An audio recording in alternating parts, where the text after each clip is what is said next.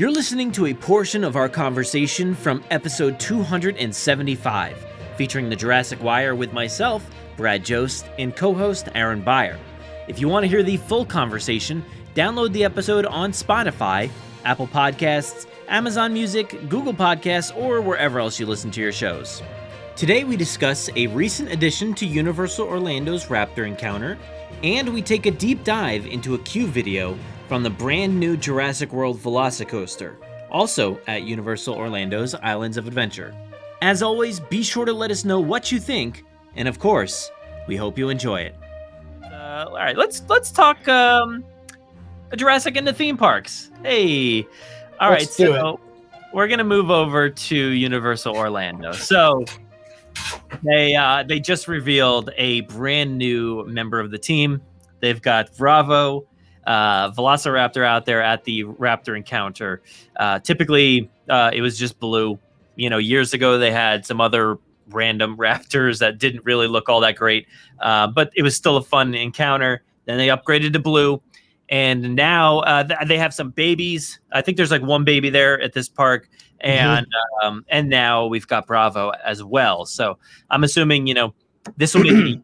I don't know how many like costumes they have. I would assume they have like maybe just one blue, because they go away and they say we'll be back in 15 minutes or something like that. So I don't know if this means it's like going to be hopefully a smoother transition, so like blue can disappear and then Bravo can literally come right back out with a different team member inside. But maybe that gives them a chance. I don't really know, but it's still fun to see a new addition here. What do you think about Bravo? Any thoughts on Bravo? So I liked it until you just said blue goes away and then Bravo comes out. Now, yeah. Me as an adult, whatever. It's a picture with a raptor. But if I was,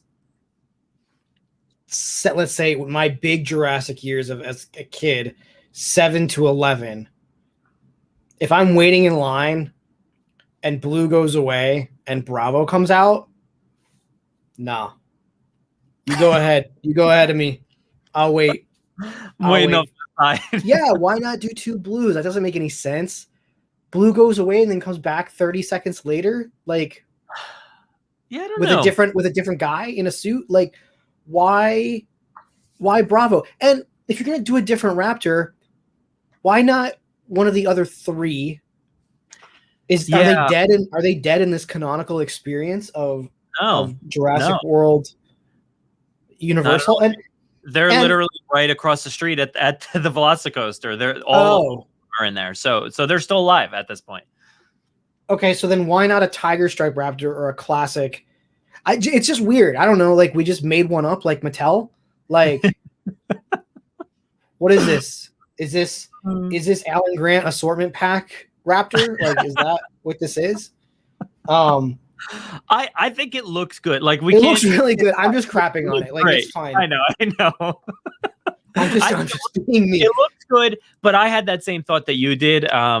You know, and I feel like some people will probably think that as well, where you want to see blue. You kind of go there to see blue. Right. You know, and I can only attest to like what I've seen before. So when I went back in, I think 2015, I got to see one of the old random brown raptors with the weird sculpt. It looked kind of goofy. But it was cool for what it was. It was cool. You have to admit, it was cool for what it was. Exactly. It was cool for what it was. I thought to myself in the back of my head, like, oh, I wish it looked like, you know, an actual Jurassic Raptor. But like, I didn't have anything to compare it against, really. Yeah. But when blue comes around and then you introduce somebody else, I'm still kind of wanting to see blue, just because blue is that one to know. So that photo of you with blue at Universal is awesome. Like, shout out to my friend Hunter for taking that picture. Thank you so much. That's a great photo. It legit looks like Blue the Raptor. And it's so good. It's so good. I feel like you and I got photos at the live tour, like press event, and those are great too. The problem is you can see like the live stuff behind. So like, but that photo of you with blue in the jungle, like it legit looks like you went to Jurassic World, man. Like there's no exactly. I mean, if I landed on Earth and you were like, "Hey, I went to a theme park with dinosaurs," I would believe it 100%. seriously, I mean, this picture that we have up for anybody listening on the podcast, we do the video portion as well. But yeah, blue. Actually, whatever this one is, Bravo. It looks fantastic. Like the only thing you can see is there's like little little holes like near the kind of like shoulder area, right near the neckline, that the person can kind of see and vent out air as well, I guess. So, but that's it. Like outside of that, like with the coverage and the plants and the giant ferns and everything, it really it hides all that, so you don't really see that, and it feels so real when you're there. It's so amazing. So, like I was saying earlier with the brown ones, I think no matter what, you get an amazing experience, right? It's so fun, and honestly, it's 30 to 45 seconds of your time at the park. It's so fast. Like they get you in and out, like in that amount of time. So, but if it makes operations easier, I'm all for that. I think that's good to have better operations there. If it gets the line moving and it makes it faster, that's good. But like you're saying, why not 2 blues or Echo, Delta, Charlie? Charlie would have been a great one. At least Charlie looks like very different than this Raptor. This one just looks like blue without a stripe, right? I mean, yeah, sure. Yeah, like the grayish blue skin. Yeah. This kind of leads me to my next thing. Like, why not make this why make this now a Raptor experience? Why not do a dinosaur experience and do a few different species, bipedal species that would be easy to kind of replicate this model, So like do a Gallimimus, I'm diving into Camp Cretaceous because I've seen too much of it lately. Do like a baryonyx or something. Yeah, I agree, but I would say like it would be beneficial for them to set up multiple, of these little spots. But then isn't that what the land becomes? Yeah, but that's okay. I think that's okay because there's plenty to do otherwise. You've got a full coaster, you got another kiddie coaster, you've got a full kid land to play in, plus the river adventure. So you've got a lot to do there. So if they did, I don't know, there's not really a ton of room in this land, but like if they were to implement like 2, 3 of these, that would be amazing, and I would be all for that. This one's just strictly branded as Raptor Encounter. Of course, they could change out all their signs and branding and maps, but like that's a pain. But also, they would have to do it anyway to update their stuff if they introduced anybody else. But I would love that. I've said that before. Like, how cool would it be to have multiple? When we saw the old Triceratops encounter, but that's massive. But I would love to see stuff like you're talking about too. Sorry, I'm not being rude. We hit on something that I have to talk about later. You jot it down. I'm writing it down. Yeah. Sorry. All right, I'm back. Yeah. I mean, look, this already is like you said that we lost the Triceratops encounter. Now, I actually went to that Triceratops encounter, and I forget who I was talking to. It was really cool, but like they didn't rush you out. It was big enough, and it was big enough that like you would go and you like people would just kind of stand around, and then when you eventually got bored, because it's probably underwhelming, I would imagine, for an adult to like go in and there's it's a full-size Triceratops, but like it doesn't do anything. It snots and moans and the guy gives a spiel, but like as a parent, you're gonna be like, all right, kid, come on, like we've seen it, like here, you could stand there probably for 15 minutes and get the same, like Hammond would probably come in and say the exact same lines he said 15 minutes ago and then leave. So it's cool that they're trying to bring this land back with what was, I think, poor planning in putting the Kong ride there to start. Like, I don't know.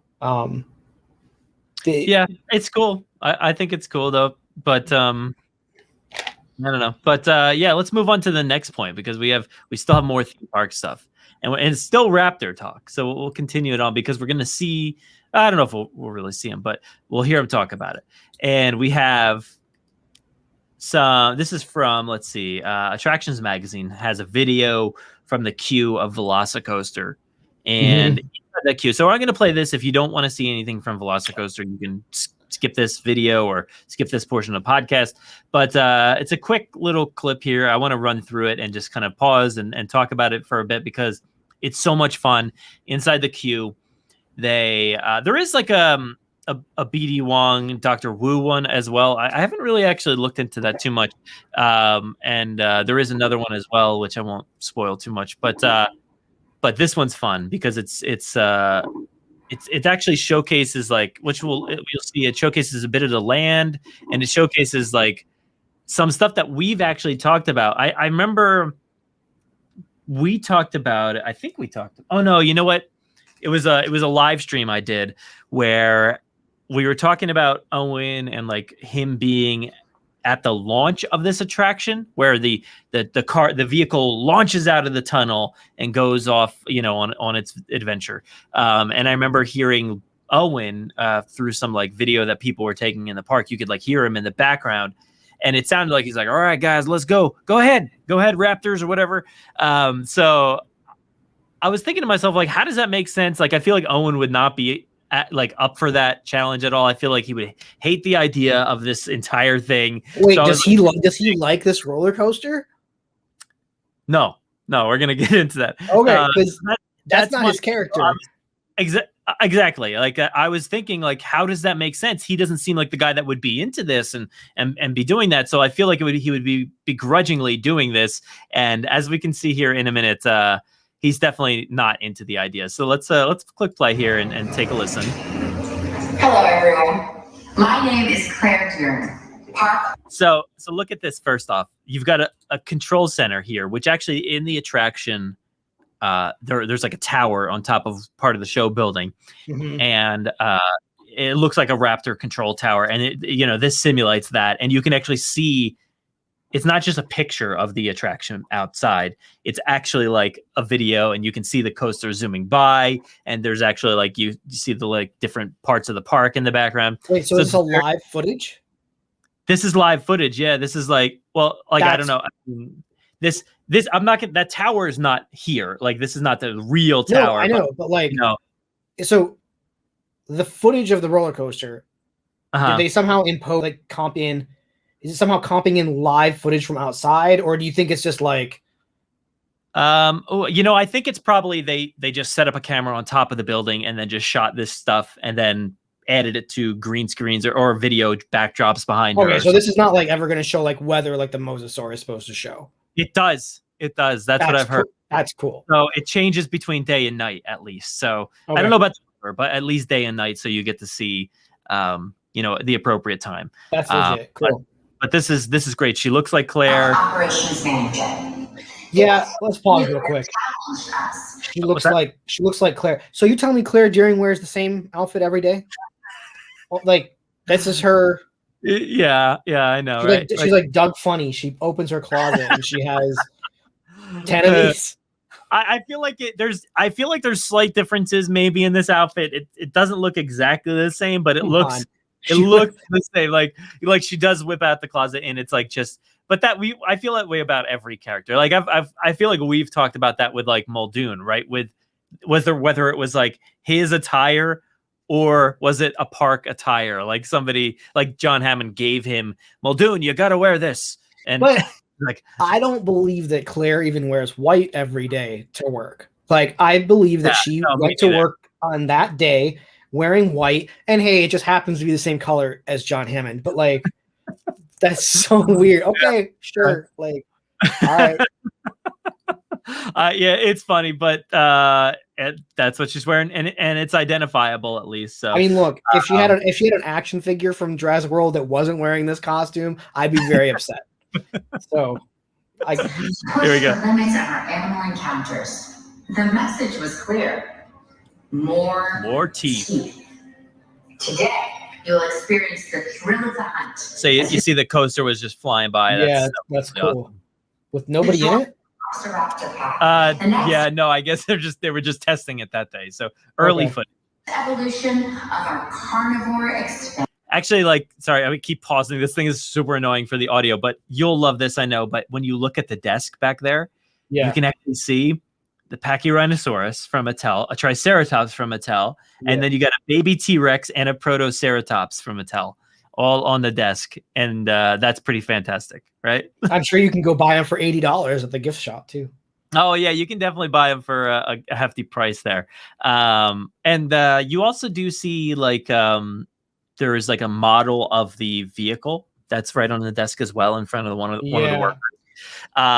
In bad taste and poor taste, there is a Jurassic Park hat here in Jurassic. I was going to say that, but I was also going to say in official canon, the toys at Jurassic World were Kenner toys and non-branded dinosaur toys. So this, not my Jurassic. No, this is not canonical already.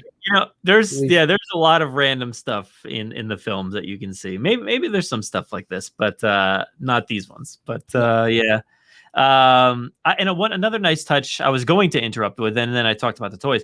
But I liked like the electrified fence, like right outside the window too. That's cool. Dude, this is a really cool presentation. Yeah. All right, so let's actually I'll play it here for a second. Expansion. The trained specialist in this control room will be your eye in the sky, helping to keep you safe on this ultimate close encounter. Today, we are joined by Owen Grady, animal behavior expert. Owen, are you with us? Yeah, copy. Hold on a second. How do you work this thing? Where's the key? Hello? Guys, watch it. Mr. Grady, can you talk a little bit about the great strides you've made in raptor training? Is that Claire? Oh, is Miss Boardroom come down to see how the latest scheme is working out? Owen? Huh? We're on camera. Are we? Mm. They're filming this? Mm. Good. For the record, let me just say that I think this is a terrible idea. Yes. Oh, you got riders there? Oh, good. Because I believe they need to know. I don't care how long you've been waiting in line, turn around, go home. They're going to end well. All right? What? At least get him to sign a waiver. I love his reaction. Just telling him straight up, just turn around, go home. You should not be in this thing. Oh, we have riders there? Good. Let me tell them. I love it. That's so good.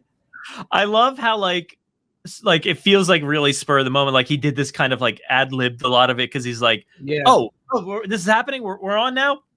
Like, oh, you actually have people there? Like, it shows how much they filled him in on whatever this attraction is, you know? Yes, he just has this poor guy, man. This poor guy. You can't help but feel bad for him. He's just some ex-Navy, I'm assuming dolphin animal behaviorist or something. Yeah. And this poor dude is just trying to not kill people. It's like his only mission in life. Here we go. You have been training these raptors since they were young, haven't you? Yeah, I have, Claire. I've been working with them since they were the size of house cats, and over the last 2 years, they've developed unparalleled intelligence and response to human command. But make no mistake, there will be virtually nothing between you and 4 wild. I always find it funny when there's like footage from the film, like in an attraction. Yeah. Built in the world.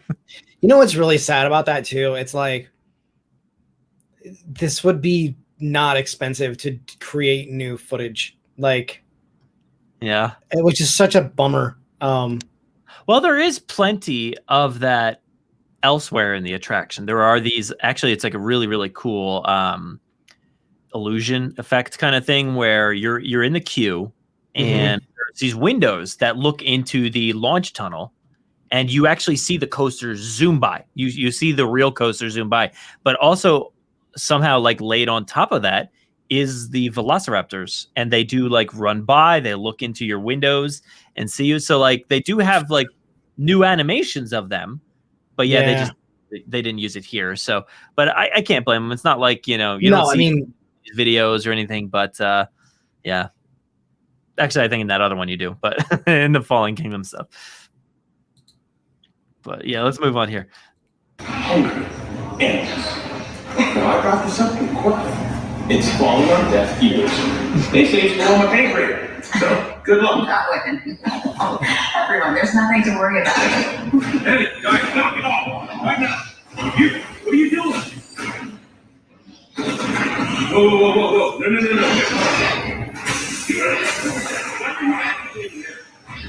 What is this? This part very much shocked me, I guess, obviously. This is not what Owen Grady's. He does not want his animals zapped. I know he does say this is not part of the agreement, but like, still, I feel like he would have jumped over this track and punched that guy in the face. If he had shocked them, because that is like a huge no-no for training For what these he's animals, doing, right? He's trying to gain their trust this entire time, and this guy comes over and shocks them. But yeah, I don't know. It's a weird thing, but this is not canon, so who cares? But Is yeah, anything truly canon, Brad? No, nothing is. But I feel like he would probably freak out a little bit more in the films, right? Yeah. But you do see the heartbeat like on the left-hand side, like it goes up a lot more once like the shock happened there, so that's interesting. It looks like it was Delta. So yeah, that's cool.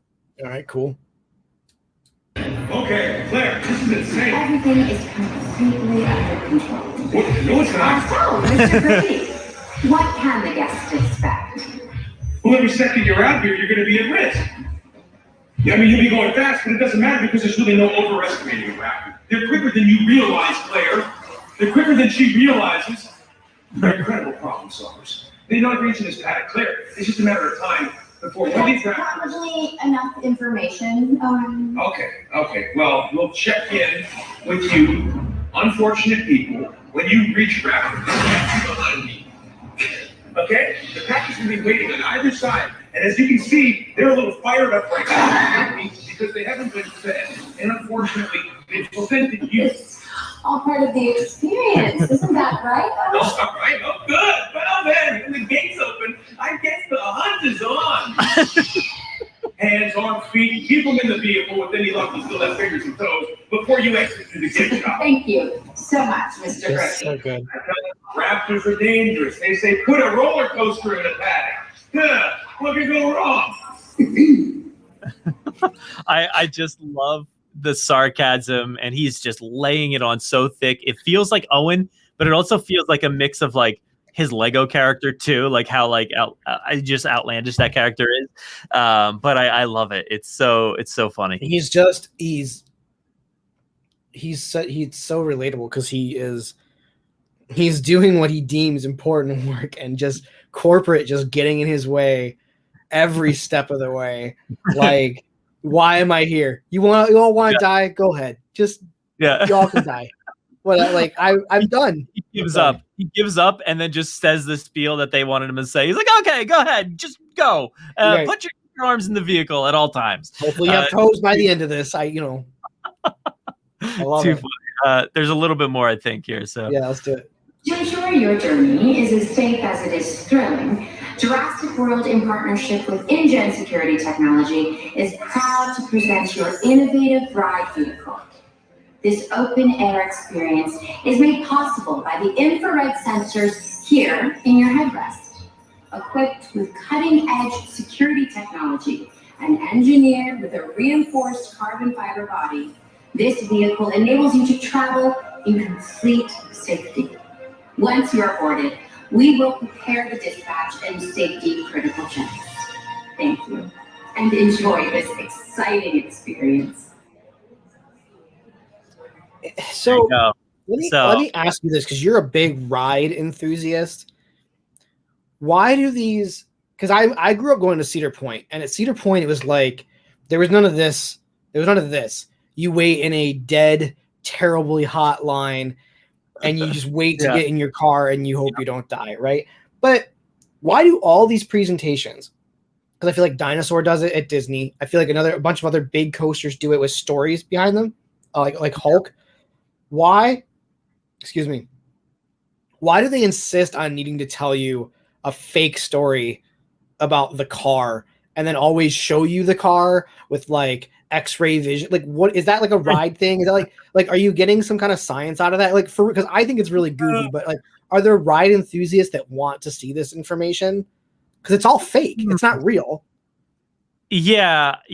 I mean, yeah, the dinosaur one does that same kind of thing where it shows you the different functions that it has, and part of this kind of thing is to kind of to really fill you in on the details of the what you're seeing, because there are these like lights and stuff that you see, so it's like, why are they there? She's kind of telling you why they're there, but it's interesting. Like I don't know, it doesn't make much sense, but it's fun to see. It's just kind of it's also part of making you wait there a little bit longer, waste your time a little bit while you're they're queuing up the next people to get into the attraction. Yeah, so, I mean, I guess that's true, because like, I don't know, I just look at it and I'm like, this would be cool if it was like, hey, this coaster car is designed to go at the speed of the Velociraptor so that you can be in on that hunt with them. And like, I guess like as a ride enthusiast, I'd be like, oh, it's cool to learn something real about this car. But then they start throwing all this jargon at you, and it's like they're explaining to you why the plastic is molded in a specific way to look like a rocket booster. I'm like, but that's none of it's real. It's all fake.